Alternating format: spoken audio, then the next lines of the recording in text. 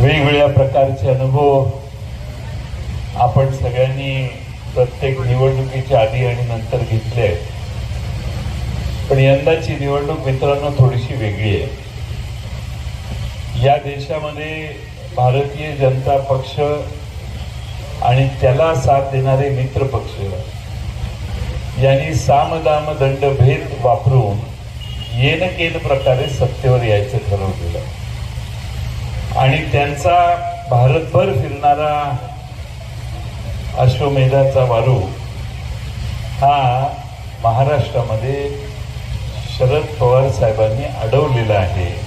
आणि म्हणून रात्रंदिवस नरेंद्र मोदी शरद पवारांच्यावर टीका करतात, दुसऱ्या कोणावर करत नाही. अर्ध्या तासापूर्वी पुण्यात भाषण केलं, त्यावेळी त्यांनी शरद पवार साहेबांना आत्म्याची उपमा दिली.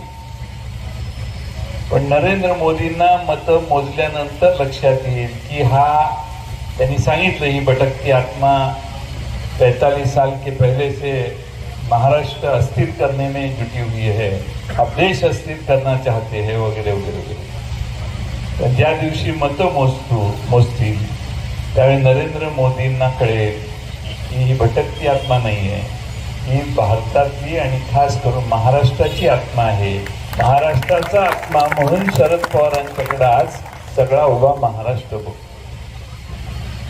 प्रत्येक महाराष्ट्राच्या दौऱ्यात आल्यावर शरद पवारांना शिव्या देणे, पवार साहेबांच्यावर काही ना काही बोलणे, याच्याशिवाय देशाच्या पंतप्रधानांना पुढचं काही बोलताच येत नाही. की मला निवडून द्या, पुढच्या 5 वर्ष मी हे करतो, मला निवडून द्या, पुढच्या 10 वर्षात मी तुम्हाला हे देतो. यापेक्षा या देशातल्या प्रत्येक राज्यात जाऊन त्या त्या ठिकाणी विरोधकांच्यावर टीका करणं काही गरज नाही. आम्ही पंडित जवाहरलाल नेहरूंच्या पासून इंदिरा गांधींपासून अगदी अटल बिहारी वाजपेयी पर्यंत भाषणं सगळ्यांनी ऐकलेली आहे. पण विरोधकांच्यावर नाहक टीका करण्याचं काम या देशाच्या कुठल्याही पंतप्रधानाने आजपर्यंत केलं नव्हतं. एखादं वाक्य उच्चारलं तर ठीक आहे, पण कधीच एवढ्या टोकाची टीका आपलं काम न सांगता करणं हे नरेंद्र मोदींना शोभतंय असं मला वाटत.